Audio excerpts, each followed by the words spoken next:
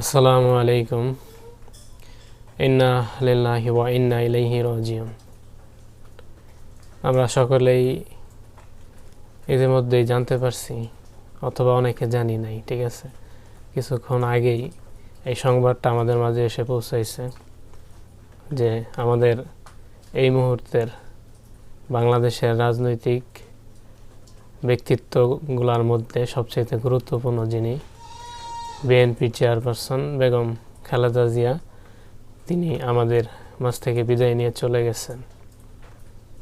অনেক দিন যাবত এবার কেয়ার হাসপাতালে চিকিৎসাধীন অবস্থায় ছিলেন।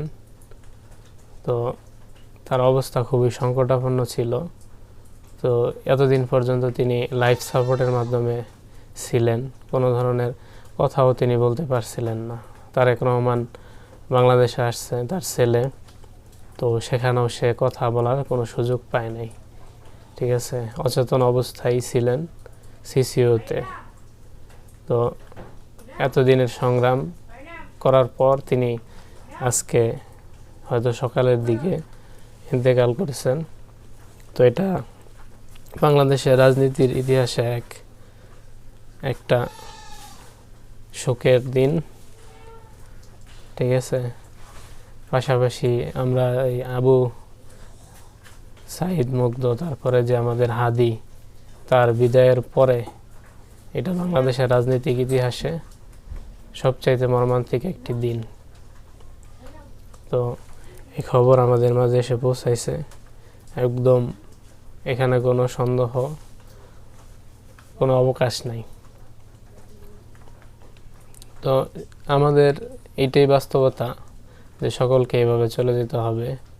তো তিনি ছিলেন সম্মানিত একজন, বাংলাদেশের রাজনৈতিক পরিবেশের সম্মানিত একজন মানুষ।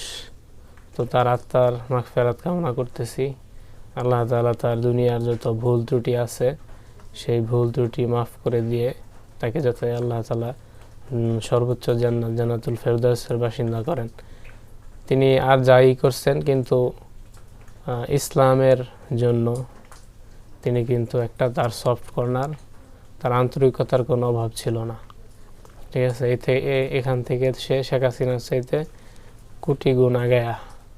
তো এই জন্যই তার জন্য দোয়া রইল, সকলে তার আত্মার মাগফিরাত কামনা করবেন, এটাই মন থেকে দোয়া করবেন, এটাই সবচেয়ে পাওনা হবে তার জন্য। তো অতিরিক্ত বাড়াবাড়ি এইগুলা কোনোদিনও তার আত্মার মাগফিরাত করতে পারে না। সকলকে ধন্যবাদ। আসসালামু আলাইকুম।